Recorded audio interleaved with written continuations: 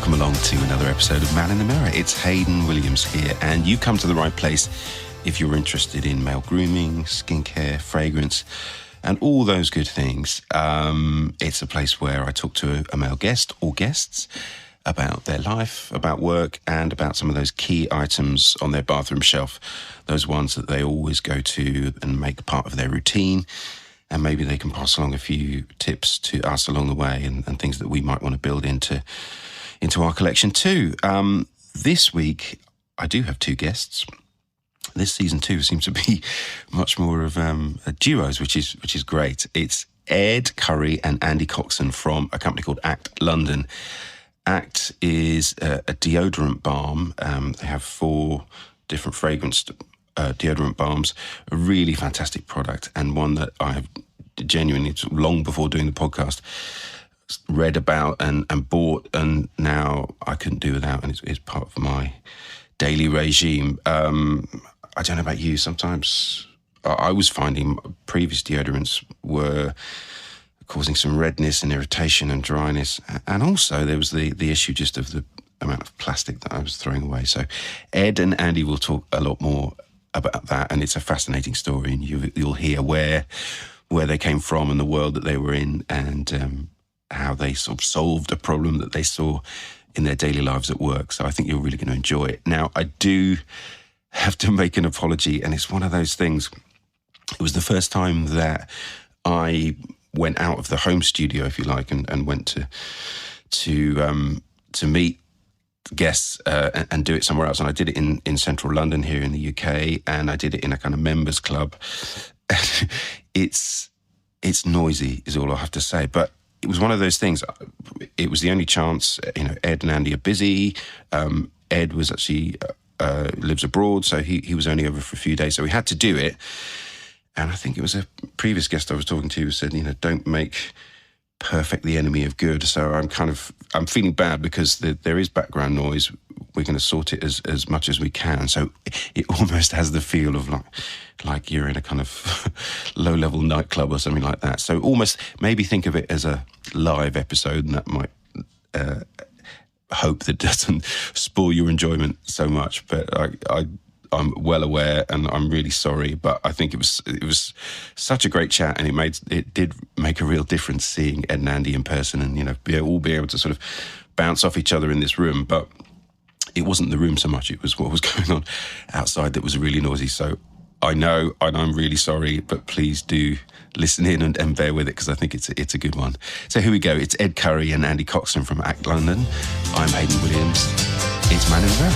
Let's go. Hello, and welcome to a special episode of Man in the Mirror. For the first time ever, I've ventured out of the home studio and have come to a members club in central London, but for a really good reason, because I'm here with Andy and Ed from AKT. Thanks for joining me, guys. Thank you for having us. Oh, it's my pleasure. It's my pleasure. So lovely to see you. And I said in my introduction how I came by the brand and how great I think it is, but I think it's such an amazing story. It would be really great to hear how 2 West End actors ended up with a deodorant balm brand. How did that come about? Who wants to? It's a bit of a niche do you want story. to do that? I mean, it's very niche. Yeah. I love it. You see a pause between conversations when we go, your turn. Yeah. Hand it over. Well, so me and Andy, we met in a show called Beautiful, the Carole King musical. Oh, so you were both in Beautiful? Yeah. In the original cast back in 2000. Such a great show. So good. Oh my goodness. We had a great year. It was such a good year. It was Amazing such a people. good cast. Like, you don't It often was. get a great cast, and that was just. Did everyone really get on though? Yeah. Yeah. You're looking at me like. No. What was the There was drama? no drama. We were the drama. We were the showmans. But it was. Is that what you didn't know each other before that? No, that's where we met. I had seen Andy on Instagram before with friends of mine. That sounds dodgy. Well, Exactly. we just used to scroll through his Instagram. I think because we fancied him a bit. So we'd giggle. We've taken a turn already. Sorry. Anyway. So you're in the West End doing a show. And it was there, we discovered that we needed a deodorant that works. I am a very smelly person naturally. I put my hands up and admit that. I'm smelly, I sweat a lot. That is my natural state. Yeah. And then added to that is, we were doing 8 shows a week. I was wearing the same costume. Hot clothes. Exactly, under hot lights, dancing. And you've also got rehearsals. You go to the gym. You go to class to like keep on top of your skills. And I just gave up. I was so frustrated with antiperspirants and deodorants. So nothing was doing the job for you? Nothing. Like, I tried everything on the market. Natural deodorants just absolutely sucked. I'd use antiperspirants as well, and that would like make me itchy, and it would like stain my clothes, so you get the horrible claggy yellow stain under your armpits. Yeah. And it wouldn't stop me sweating either. If anything, it made me sweat more than what I do now. I had these huge sweat patches. So we were living together at the time, and it was just out of sheer frustration. I was like, I can't do this anymore. I was throwing away T-shirts like every few weeks. I was like, I need to figure this out because I can't do it. So I just found like a little sort of hippie recipe online and started making it on the hob. And it was all just trial and error. The first batch I made gave me this massive rash, and I started getting like these boils. That's not a good sign. No. It didn't sound like Boyle's model zone. Yeah. But I didn't smell as much as normal. So But, I mean, being really, really obvious, but could you find online what you needed to buy? Like, how would you know? Was there a recipe, literally a basic recipe? Ingredients for a natural deodorant. Right. A deodorant balm is not a new thing. Yeah. They exist, but they are built from coconut oils, bicarbonate of soda, other powders, and just general things that are in your kitchen. Yeah. So that wasn't a new thing. Yeah. But it was the fact that those that exist on the market already don't work. Yeah. So the fact that Ed had found an element that had fixed BO, Yeah. he was like, right, there's one bit, now let's tweak something else. Yeah. So it was just a constant stream of Test and develop and new ingredients, new levels of ingredient, testing on me, on our friends. We'd have pots of different oily, greasy concoctions that he'd be like, try this one this week. And I'd be wiping it on. I'd be like, okay, well, that one's sunk in, but now I'm literally like dipping my hands in basically cooking oil. But I wouldn't smell, but I'd have a greasy stain, or, it kept getting better each time. Yeah, it was literally trial and error. yeah. And then this is all like happening in the kitchen. Kitchen Maybe. recipe stuff. We were in this horrible Camden flat, this massive high-rise, tiny pokey kitchen, and just these big vats of like deodorant that I was testing out. Lots of test tubes and pots and Just stuff. trying it on mates. And It was every week. I'd just like try a new formula, test it out, write down my notes, do a bit more research, see what worked, see what didn't. And it was purely trial and error over the course of about 3 years. And then we started testing out our friends in the theatre.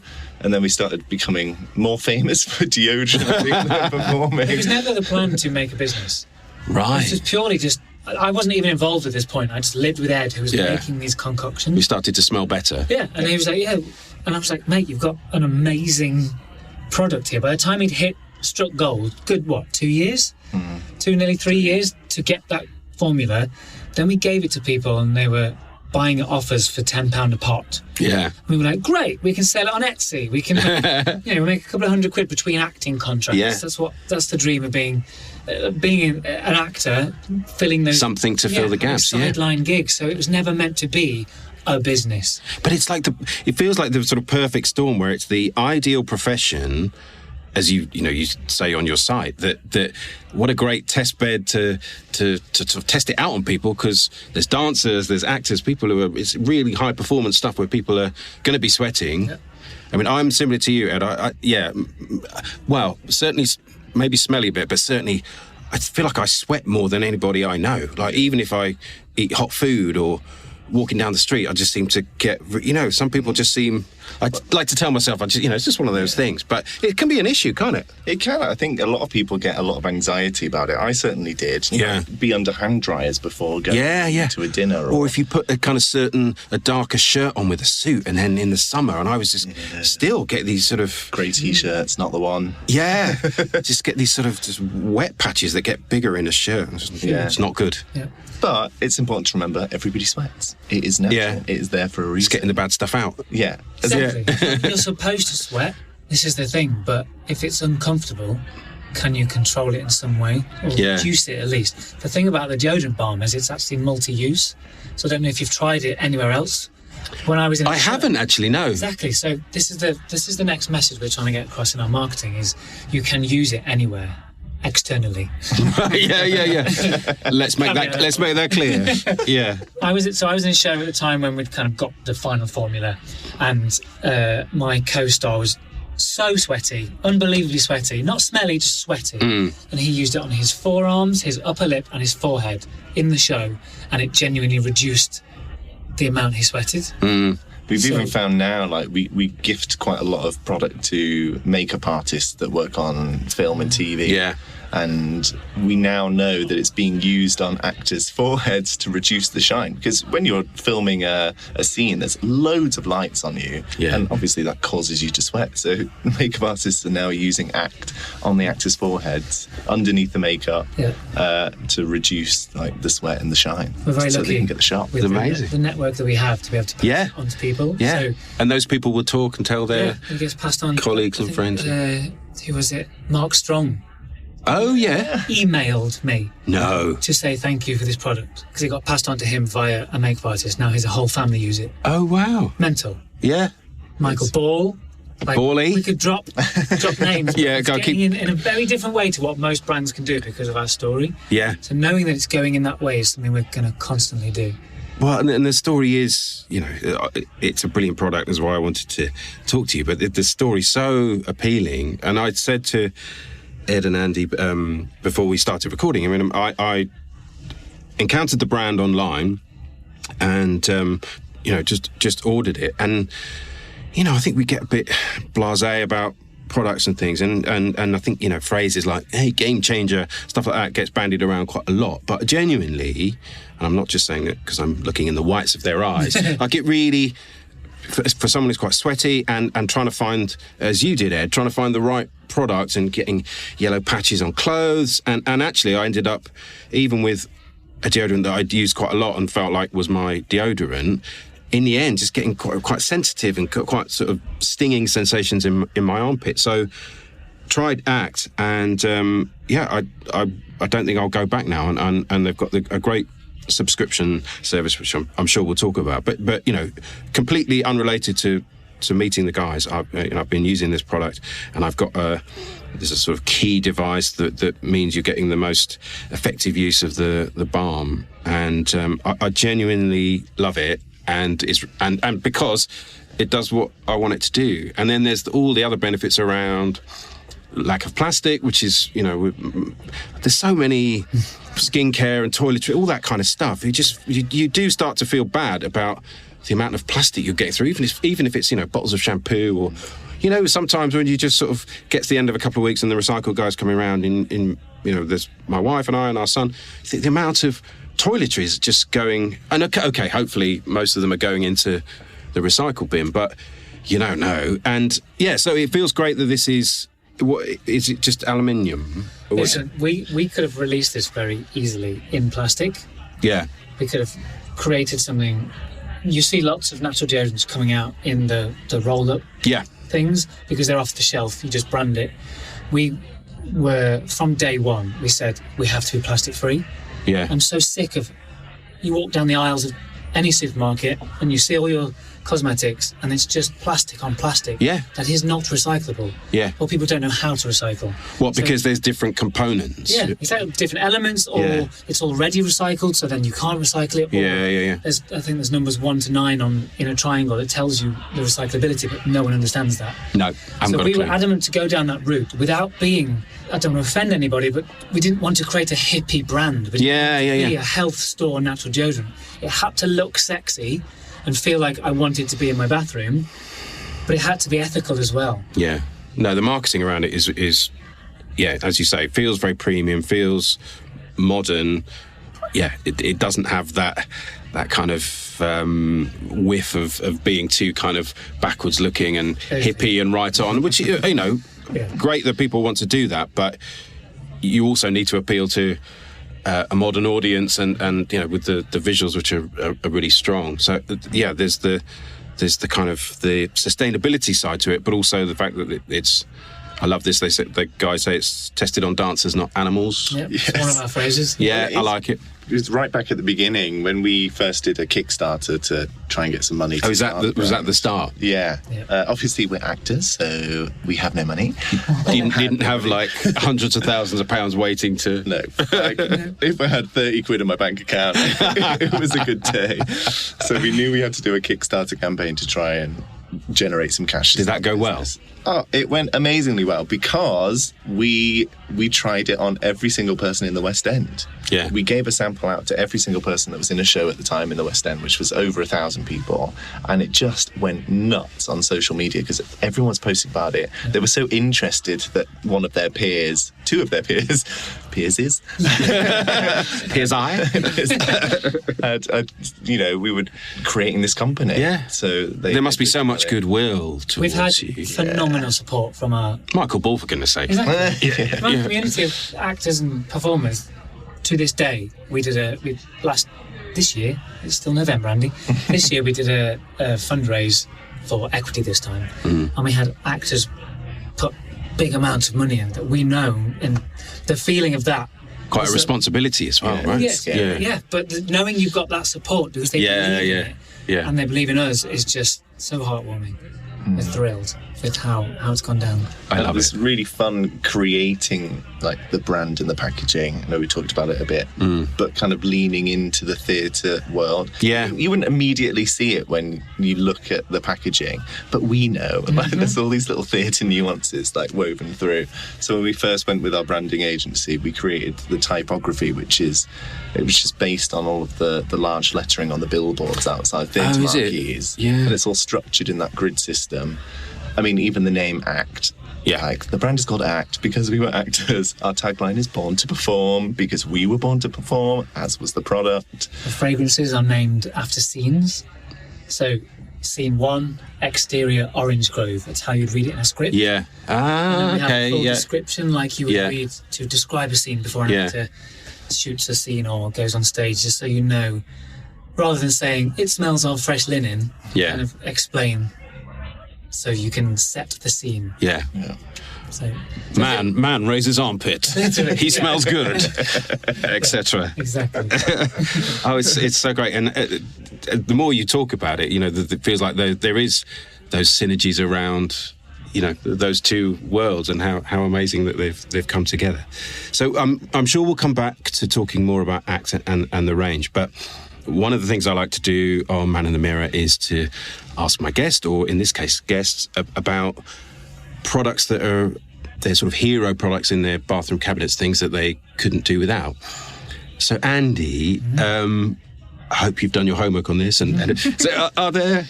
Tell me about things that you love to use and that you would recommend. I mean, maybe start with skincare. There's certain things that have you got a good regime that you're quite a stickler? Regime. I've got a ridiculous regime, to be completely honest with you. So last year, ridiculously long or involved or just? It's a lot. It's not long. It's just there's a lot of. Oh, go on, Em.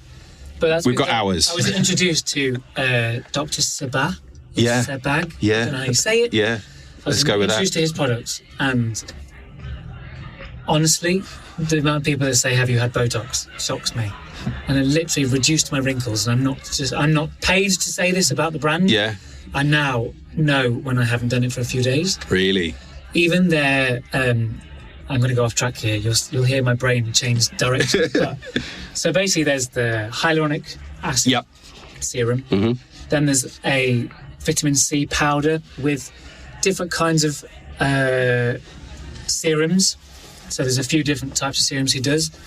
That goes on next. Then there's the under eye eye firming cream, phenomenal, especially in the morning when you wake up with bags. Yeah. Then a luminous glow cream, which has almost got a bit of glitter in it. It feels like, so fabulous, you're literally glowing. Yeah, literally. So every day I use that without doubt. But they also have their exfoliating mask, which has got a bit of I don't want to say the wrong ingredient. Clay, it's basically got like an acid in it. Oh, okay. It peels the layer off, so it's like a peel. So you do that like a couple of times a week? Or? 3 weeks-ish. Oh, okay. However, I've just learned from TikTok there's a new craze going on of a what do they call it? I mean, there's a few crazes on TikTok. Many, I mean, but yeah. this skin cycle, they're calling it. Right. Over 4 days. So you do a peel, then you do some retinol the next day. Yeah. Then you leave it to recover for 2 days. So you just do your normal moisturising. And it basically leaves you looking like you've got an Instagram filter on all the time.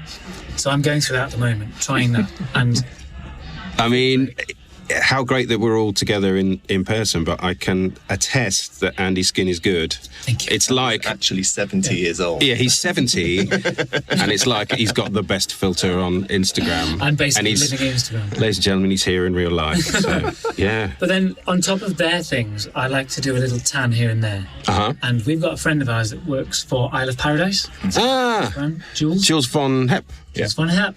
His brand is phenomenal. And He's again, great on... I mean, I don't know him at all, but he's great on the socials. He's amazing. And it seems like he's sort of developed a sort of army of supporters and followers. And do you know him? Yeah. We saw him go through this kind of personal confidence journey as well. So we've seen him now leverage that on his Instagram. Yeah. It's just wonderful to see, because that isn't a thing. Kind of what this podcast does for guys to a world that not everyone delves into. Yeah. He's doing the just be happy with your body thing. Yeah, and if people don't know what Jules does, he's definitely sort of body confident, and he's about love who you are. Is this right? He'll show his body off. He's like, it's even if he's got a few, sort of bits that wobble. Celebrate your wobbles. Yeah. It's all about that. It's a very high street, inclusive, inclusive brand. It's accessible. And is it a bit? I mean, I should know. Is it a big brand now? Yeah. Huge. Yeah. Everywhere now. Yeah. All supermarkets. Is it? Boots first, wasn't it? Yeah. Then it kind of exploded. But yes, I used the Isle of Paradise medium tan spray on my face after washing it. Yeah. And I wouldn't do my Dr Sebagh regime on that day. So it would be the tan and then an oil. That's it. And Ed, what about you in terms of skincare? Is it less involved? I'm sensing it's less involved. Not because I'm looking at you, God, but he really does look like he's 70 years old. What's your regime? I mean, it's much simpler than that. I use serum. Water, soap. Water, soap. I do use a serum, and then I moisturise. I really like the Aesop. I think it's a macadamia nut moisturiser. That's nice stuff, the Aesop stuff, isn't it? I have really dry skin, so I need a thick cream to We have very moisten it different up. skin, Ed and I. Yeah. I have a very tanned Mediterranean vibe, and it's got a bit of... You used to suffer British. quite badly with rosacea as well, didn't you? I mean, I still do. I've just had a sip of wine, folks. I'm bright red. It is warm in here. It is warm in here, and there's equipment Especially in and three winter. of us in a little pod studio. But other than that, this is a secret, but I don't tell anyone this. Tell us. This is an exclusive. I have this little brow pen. I've got really patchy eyebrows. Just fill in a bit. Yeah, it's like a microfiber on a wand, so it just like adds a bit of volume to your Like a eyebrows. mascara one. No, it's not liquid. It's like it's microfibers, so it kind of just sticks to your hair and like bulks them out a bit. It's You would notice that, a safe space here, Ed. You can say relax. Yeah. No, I wouldn't notice. Not at all. Oh, that's good. Some people draw their eyebrows on, and you obviously notice. Yeah. I mean, I used to do that, and it looked like caterpillars on my head. But yeah, just a light touch in the morning, just fill them out a little bit. And what about grooming, shaving? Both Ed and Andy have got facial hair. So do you kind of look after that regularly? Do you let it go? And Well, again, I'm very patchy, so I can grow like a nice moustache and a bit of a goatee, but anything on the cheeks is it's few and far between. So I just keep it trim there. I have grown out a moustache because I live in Berlin now, and that is the thing to do. of Edgy. course, yeah. Just live in the Berlin sort of vibe. And then I shave on my neck and I shave on my cheeks just to kind of give it a bit of a tidy up. And in terms of hair care stuff, have you got certain brands that you love? Shampoo stuff, or just whatever comes to hand? Really, I am a bit of a basic bitch when it comes to shampoo, and I don't use conditioner because I've got very fine hair. So it kind of, if I use conditioner, it gets very like greasy. I use that volumizing powder, Right. just to give it a bit of a lift. We all need a lift. And some hairspray and a bit of wax. How about you, Andy, in terms of... Well, I'm basically a wolf. Yeah, I mean, yeah. It's a lot of hair. I sneeze and I have a beard. Yeah, more kind of my thing actually. It's quite But hairy. it goes really high up. Mine's to all the over my nose. back, which is Is it? Yeah, not mine's on my great. shoulders. Yeah, I keep that trimmed. Which, yeah. Just talking about laser hair removal. Oh, really? Yeah. We'll go into that later. Yeah. So What to cover? what do you do in terms of shaving? Yeah, so I mean, this is probably 3 days worth of growth. It grows so Wow, that is ridiculous. quick. Yeah. I trimmed it down.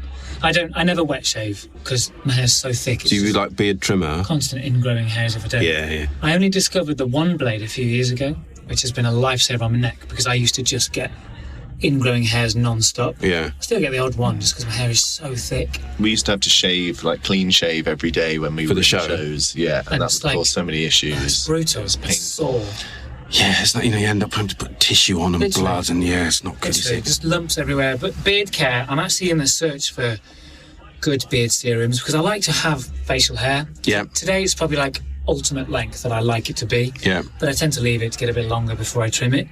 But I've not found a decent serum because it just gets so thick. I've tried balms and serums. I'm still on the look, so if anyone has anything, let me know. But yeah, I kind of trim the cheeks and the neck, like Ed says, to a nice level, but keep the beards there. A couple of greys coming in now, which I'm not mad about. I'm excited to go grey. But You are? I can't wait. I've got like 3 and I want them. I want more. How come? I just like the salt and pepper. Yeah. I really do. Daddy vibes. Yeah. I don't mind. I've got very curly hair. Yeah. So I've got very ringlety hair when it gets long. This is pretty short for me right now. And for most of my teens and early 20s, I was straightening my hair. Right. I kind of forgot I had ringlets, but just couldn't find products that would hold or keep the hair straight. Because the second if I was in this room with straightened hair, it would slowly go curly because it's yeah. moisture. So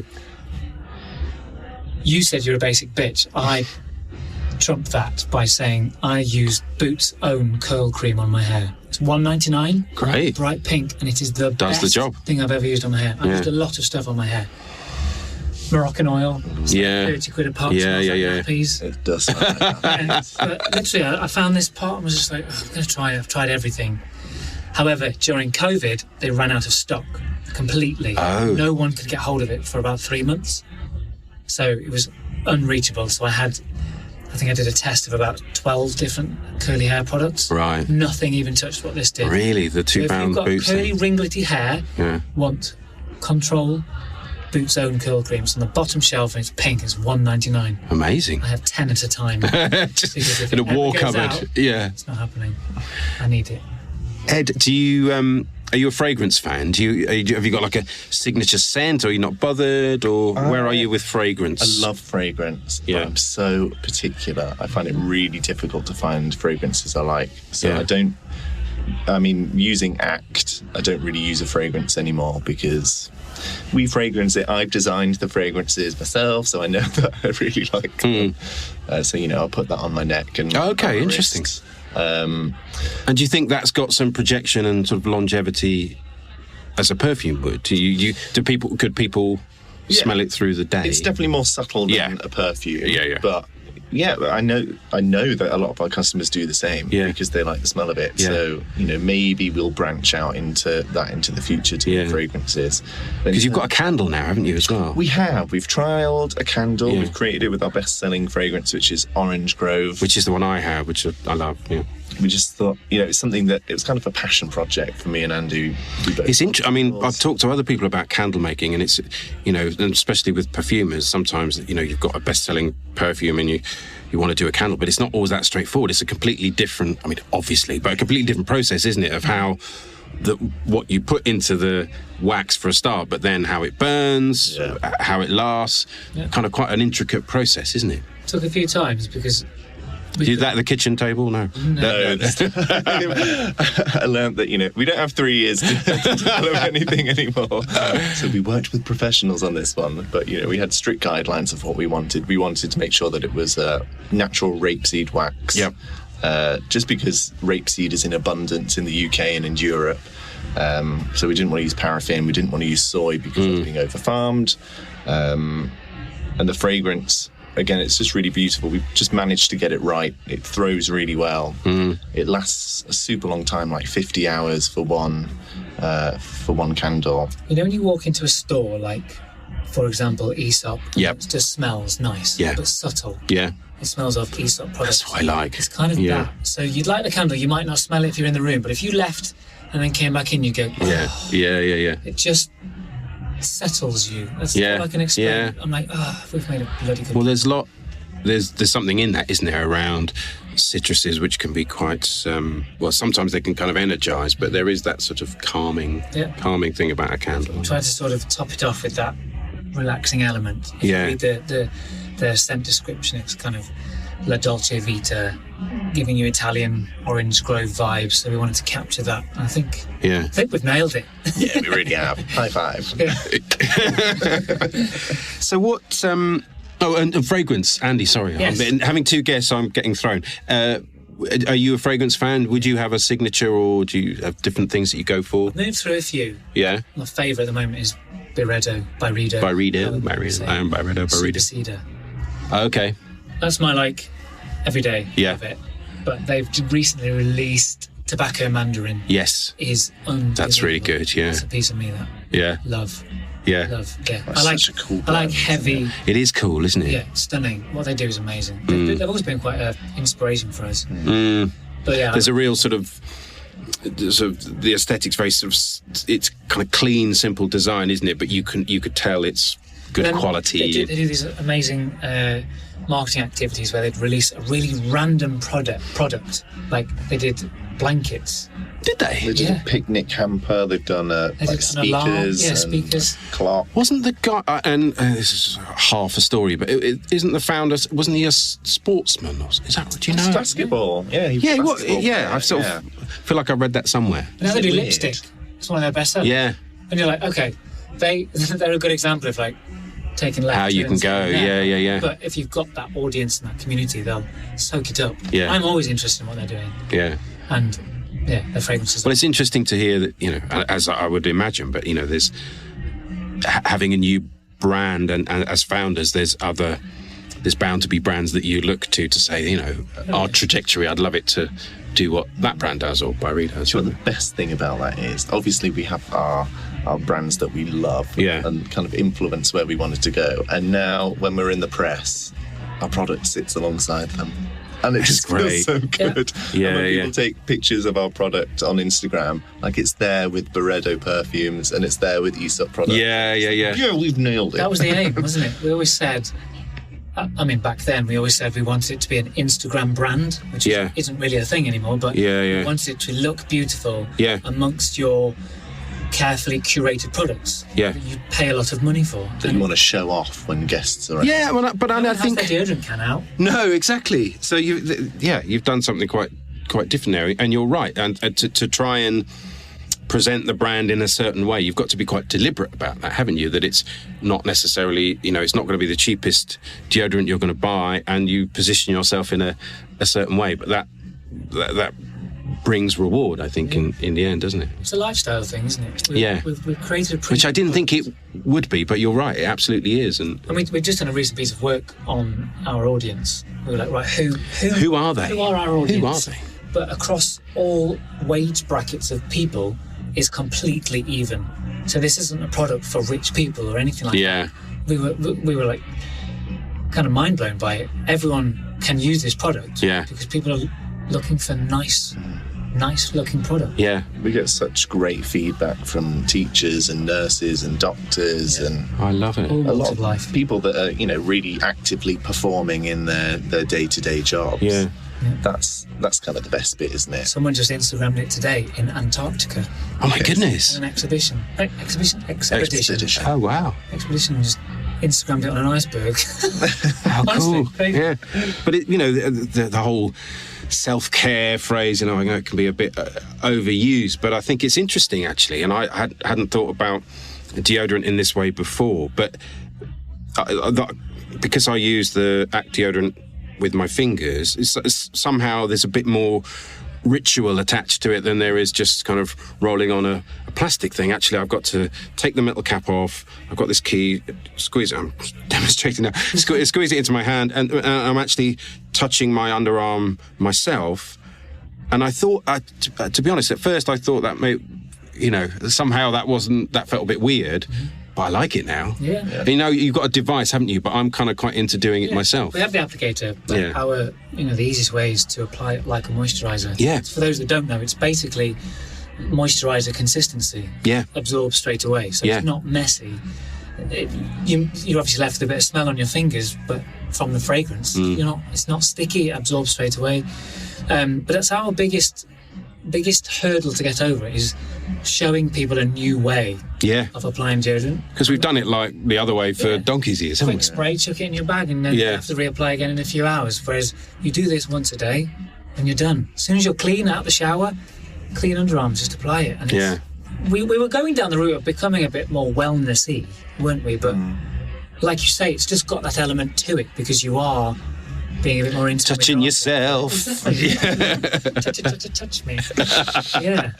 And so what's next for ACT? I know there's a new fragrance that's out recently, isn't it? The fourth ACT. What do you call it? Scene 4? Scene 4. Halcyon Summers. Right. Yeah, so reliving your best summer, basically. Mint, pomelo and tomato vine are the top notes of the fragrance, which is my favourite. I might choose that next time on my subscription. Yeah. Best. And then next year we've got a new fragrance coming out around early February, which I'll say it's scene 5. No more. But it's great that you're, as I imagine you would, but you're keeping evolving and iterating, and there'll be new variants. So people, if you do subscribe, then you've got the option to change it up month by month with a new one. We've been really careful about the new products that we release. I mean, Halcyon Summers has taken 18 months to bring to market from when we first kind of conceptualized what we wanted it to be. It's taken so long. And we actually haven't really started on our next branch of products either. We've been in discussion about it for maybe 2 years. We've tried stuff and we've been like, no, this isn't right.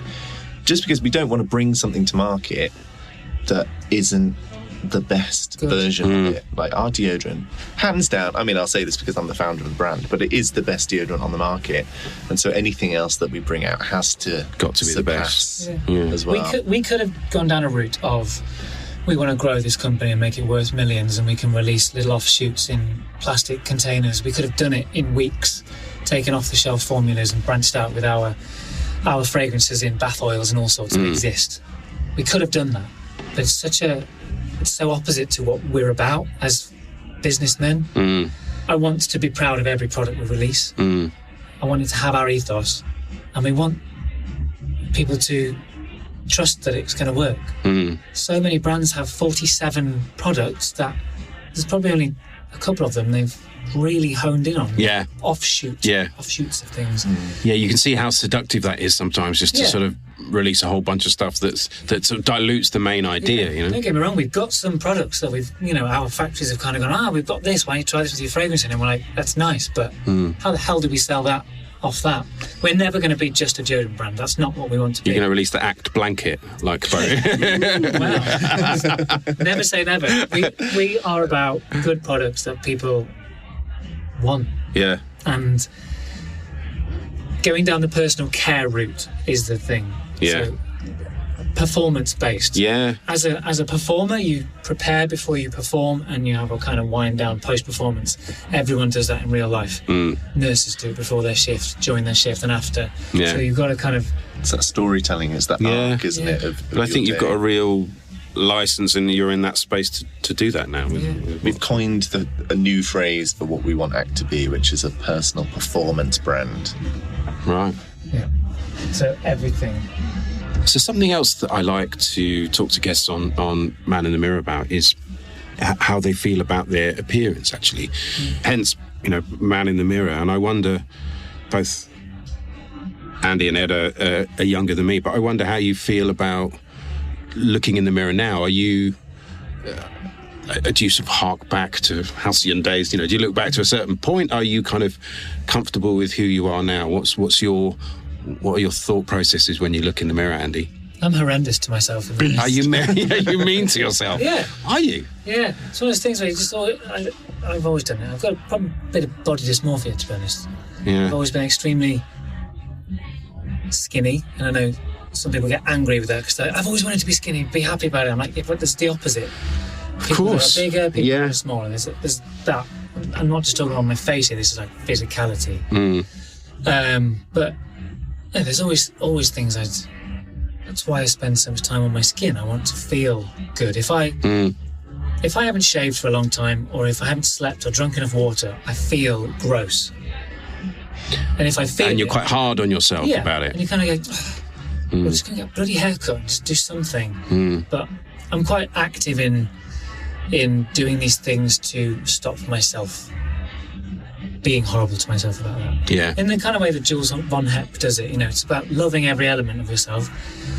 We're in a world where if you're following all of these people on Instagram for inspiration, but you're also going, I don't look like them. One day I will. If I do this, if I keep going to the gym and do that, one day I'll get to that.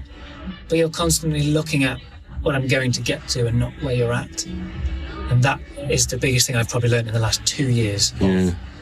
Yes, always have that kind of drive to better yourself, if you like, but don't forget where you're at now. Yeah. Otherwise, you just live in a constant world of, I'll get there, I'll be happier when I'm here, or when this has happened, and it's just not healthy.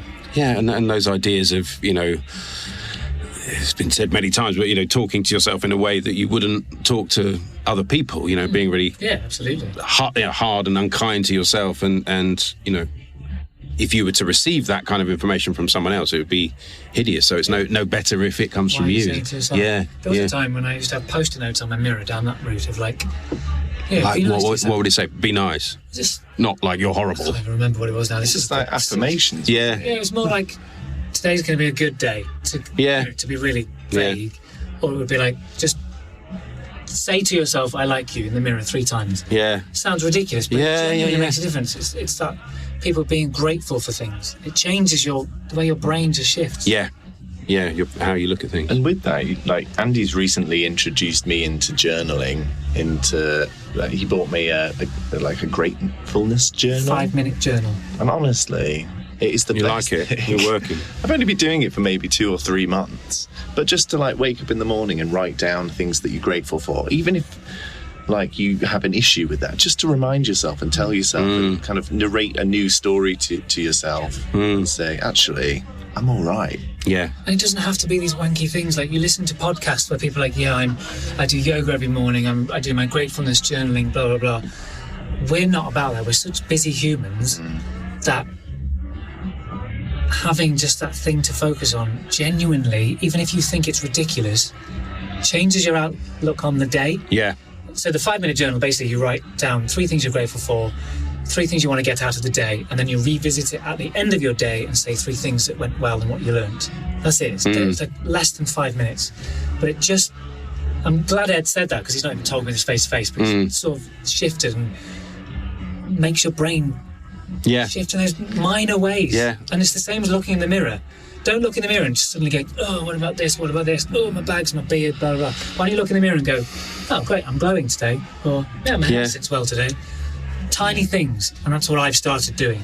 Yeah. And I think we could talk for hours about, people certainly younger than me and younger than you guys. And it just feels so pernicious now and so dangerous that, with social media and teenagers even, or in their 20s, they've fed this idea that they need to be changing things about their appearance or their body already, and it's exactly what you were talking about there. It's the negative rather than the celebration of who you are. And as you said, it's not about people can obviously better themselves and strive, but it worries me having a teenager myself. It just the stuff that they're seeing now, and even as boys, just what a man should look like, and Well, we're told, aren't we, that Instagram and TikTok and stuff, that these are sort of entertainment platforms, and we go on there because we want to be entertained. But at the same time, you're seeing all this perfection, so you can't help but see it. Compare. Like it's thrown in your face. So I think it's Stephen Bartlett, isn't it, who says like curate your feed, get rid of anything that isn't just like feeding your mind. Yeah. Follow the good things. Yeah. But also, it's not bad to have that in, like I say, inspiration, aspirations for certain things. Yes, we can change lots of things about our faces, which is the element that's terrible, really. But if someone really needs to change something because it's going to make them feel better, I'm all for it. Then crack on, Then do it. Do your own thing. But there's levels of it. And it starts with the mind. What about you, Ed?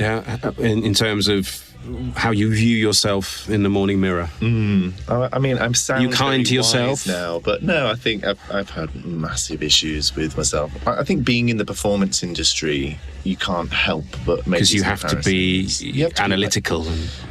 Analytical. You've got to be on your game. You've got to be. You've got to have a good bod to get into shows. You've got to look good.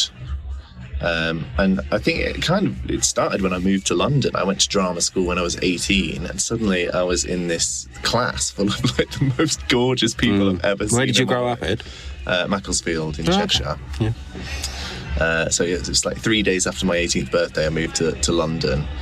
And all these people are stunning, and then you go into the shows and everybody's stunning, and so you can't help but like make a comparison and feel inadequate because you're a bit skinnier or losing your hair a bit, or that was difficult. I think it's only recently, since I've been getting older, I'm 32 now, you'll never tell. So young, these guys. I feel so much more.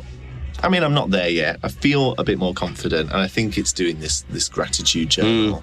I used to, before bedtime, I used to like go through my body from top to toe and be like, oh, I changed this. I'll have thicker hair, I'll have thicker brows, change my nose, have bigger pecs, bigger arms. And I've recently just noticed I don't do that anymore. And I'm like, why? How great. And you haven't had to spend thousands on doing it and then keep just maintaining that. Nice bits down a day. Yeah. And I don't even write things down about my appearance. I'm not like, I'm grateful for my nose. It's more like I'm grateful for my really good friends. Or, I'm grateful for having a warm bed tonight. Yeah. But it just seems it's shifting my perspective a bit. That's a really good idea. We've got a lot of unpicking to do as actors, because you get a lot of comments throughout your career. So, I've been doing it it was 15 years last year. I've been including drama school and my career. You get comments. I've had comments from auditions saying you're too tall, you're too short, you're not handsome enough, you're too handsome, not sexy enough. What do you do with this? But it gets sort of delivered in this kind of, well, this is feedback that you need, that you can't, about your physicality you can't do much about. You're left in the lurch going, ooh, what? I'll go to gym, I'll get this. You stop eating, or you eat too much and you just don't know what you're doing. Unless you have. So I did a film with Hugh Jackman and him on set, his PT, handing him grapes. Oh God. At the same time he was training for the next X-Men film. Oh God. Unless you've got that money or those people that can literally tell you what to do. Just eat this. Yeah. Physicality wise, I'm talking about here. Yeah. It's a minefield, and actors are, resilient human beings for the things we get told, and even social media platforms where people can tell you everything that they think about you. That stuff stays with you. You can get 21 nice comments, but that one will stay with you. That's horrible. Oh, I'm full of admiration because I did it at university, but then I think my mental state, I'm not sure I could have handled that thing of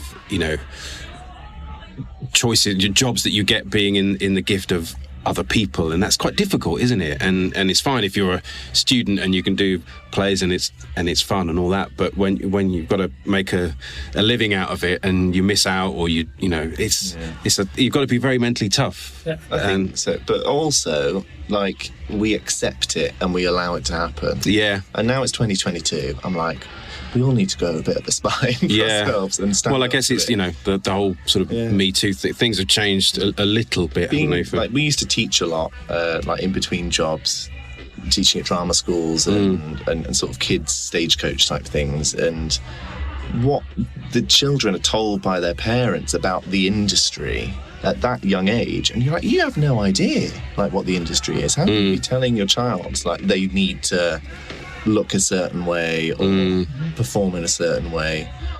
And I feel like there's this sort of collective mentality about the theatrical industry, the creative industries, that's just the way it is. And I think we know now from the Me Too movement that we shouldn't be accepting things the way they are. We should be standing up for ourselves and saying, this is wrong. You shouldn't be telling me in an audition that I'm too fat. Like, you'd never have that in an interview for a normal job. No. So why the hell is it acceptable in an audition? Yeah, and sort of challenging some of these orthodoxies. We need to shift. Yeah. I've always been there. Stick it to the man. And the final question is around, I mean, it's very simple in theory, but Ed, what are the things that make you happy and bring you joy? Ooh. Which could be kind of as big or as little as you want, but... okay. Things that make me happy. Coffee. Coffee? Yeah. It's not just... How do you take it? Well, I like a black coffee in the morning. Yeah. Like my men. I just like the ritual of it. Yeah. I like getting up in the morning. It's the first thing I do. I've prepared it the night before. I got one of the mocha pots. So it's on the hob. I just stick the hob on, pour my coffee, get back into bed, do my gratitude journaling, maybe scroll on Instagram. You're so Berlin now. I just like that moment in the morning. And one of my favourite things to do is to go to a coffee shop and just read a book. God, I sound like an old lady with a million cats. I like to snuggle up in a coffee shop and read a good book. But I do. It's just that ritual, that sort of pause in my day. Because, we have such frantic lifestyles now running the business. So if I get those moments just to, sit and chill in a bougie coffee shop, love it. And are you enjoying... it's stimulating for you being in a different city and being away from London? You loving it? Initially it was super difficult because it's a different culture, didn't know anybody. How long have you been there, Ed? Nearly 2.5 years. Don't question me if I can speak much German because it's not great. It's a great city though, isn't it? It's brilliant. I really like it. Having lived in London for 12 years, it's such a different change of pace. It's so much slower. It's really pretty. You found friends. Did you know people there anyway? Or? No, I didn't know anybody there. So I found this amazing group of friends. And what's even better is that we all live in the same few streets. Like when living in London, to see a friend, you've got to... That's a ball ache, isn't it? God, you schlep an hour across London. Or you try and meet up in the centre for a coffee and it just never happens. But now, I get a phone call at night and they're like, oh, Ed, do you want to go for dinner? See you in 5 minutes. And it's quite a late night city, so you can do good stuff you can do later on. I mean, there's lots of clubs. That was my second thing that makes me happy. Dancing in a club. Yeah. I love it. Not to techno music. I like my cheesy pop. Stick on some Lady Gaga or Britney or Madonna. I'm there for it. I love it. Great. And how about you, Andy? What are your things that make you happy? I have been fighting for a long time to not get comfortable in my life. Don't know why. Right. I don't like feeling like I'm being mundane. Got a bit of a fear of being like... What, of sort of settling or just... Being like a 9-to-5er. Right, yeah. I'm so the opposite of that. Well, you're not, are you, though? Like my family back home. Yeah. Love them all dearly. Yeah. I love their lives. But to me, 2.4 children, 9-to-5 job is just not me. Yeah. However, I know that I need structure and routine to feel comfortable and like I can do everything I need in my day. Things to be ordered. To know that, okay, I can go to the gym in the morning here before I start work here, blah, blah, blah. Put my skincare on in the morning. Exactly, that takes an hour. But knowing I'm in control of that makes me feel better, knowing that Ed's over at the moment, so we're doing a lot of stuff for the business out and about, so I don't necessarily have a routine, but I know that's not forever, so I know I can slip back into my own routine. So I'm happiest when I've got a routine, but when it's not overly done, if that makes sense. Yeah. It's not sort of dictating you. I don't want to finish work at 6, shut my laptop and sit and watch telly for the rest of the night before I go to bed. Yeah. That's not me at all. I can't. I refuse to get to that point. Yeah. Maybe later. But I like to do it sometimes. Sometimes you have to just turn off and watch telly for a bit. Yeah. I'm not against it, but I'm I think I've got ADHD, if I'm honest with you, and I like to do a lot of things. Yeah. I'm a traveller. I like to... You're a kind of flitter going... Yeah. I always have 7 things on the go. And, transitioning from being a performer to the business doing so well was really difficult in terms of I only stopped performing because of COVID. And then we suddenly created a business that was like, whoa, we need to do this full time. So I was like, okay, this is an opportunity I can't let go. And so I'd stopped performing and was suddenly in a muggle life, as we call it. I was a muggle doing 9 to 5. You have to explain what muggle is to not offend all the listeners.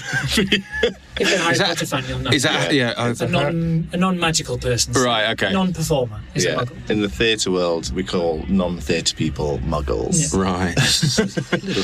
little inside terminology there. So, going from, I think... quite a change though, right? Yeah. Like, before COVID, I literally didn't have time to wipe my arse. My friends were concerned. I'd just flown out to New York. I sang at 54 Below. I missed my flight. I was this guy that was like, I've got 15 things happening. I was about to start West Side Story, and I'd missed this, I'd done this, done there. But I'd burst my eardrum. I needed an operation. I didn't have time. And it was like, I was ready to implode because I was so busy. So maybe it was a good thing, do you think? Came along, okay, I literally can't do anything. I kind of needed this. And I've thoroughly, I'm sorry to anybody that disagrees, but thoroughly enjoyed that first lockdown. The first 2 weeks was like a holiday. I've heard that a lot, though, being people, and I include myself in it, actually, for sort of making... It's a real opportunity to make some changes that were probably necessary. Yeah, absolutely. Yeah. It made you reassess a hell of a lot. I mean, there's been obviously a lot of real negative impacts for, obviously, but yeah. But personally, it allowed everyone to look at different elements of their life. How they wanted to live their lives, I think keeping yourself happy is my number one rule in life. I won't do anything unless I'm happy. Well, on that note, thank you both so much. It's been so great to talk to you in person. And I have to say, I hope we can kind of, maybe in the Magic Mix, dial down some of the outside noise. But it's only because we're in a members club and we're in a sort of private room, but there is a bit of noise spill. So I hope it's not been too troubling. But I think it was worth it to see Ed and Andy in person, and I'm really grateful that they made the time. So thanks so much, and wish you much more success with the brand, and you take care. Lovely to see you. You too. So much. Thank you. There you have it. You had it's a 2-in-1, if you like, almost like a dance mix, a low-level, low-volume dance mix, along with hopefully what you found to be an engaging chat, because I thought Ed and Andy were absolutely brilliant, and you can tell their sort of acting background so engaging, so much fun. I want to try and do more of that, actually, to try and actually meet the guests, and not to give too much away, but there is one in a few weeks where I'm planning to do exactly that. So I loved it, and as I said in the intro, I just hope it didn't spoil your enjoyment too much, that there was a bit of background noise, which isn't ideal for an audio format, I'm well aware. So if it's piqued your interest in AKT London and you want to check them out, you should do. Their website is aktlondon.com, and it's AKT, not ACT, it's aktlondon.com. So aktlondon.com is their website, and on the socials they're AKT_LDN. AKT_LDN is their socials, where you can find out more about what they're doing at AKT London. And I hope you've enjoyed it this week. I've got lots more of these Man in the Mirrors to come, so please do stick with it. If you could give me a rating or following on your podcast of choice, it would be very much appreciated. You can find me on the socials at Man in the Mirror Pod. That's at Man in the Mirror Pod. So if you give me a follow there, got all these requests I'm making of you this week, but it would be great if you could do that. Just to keep the podcast alive and to ensure that I can bring these great guests to you. So, in the meantime, thanks to Ed, thanks to Andy, and of course, thanks to you for listening. I'll see you next time on Man in the Mirror. Take care.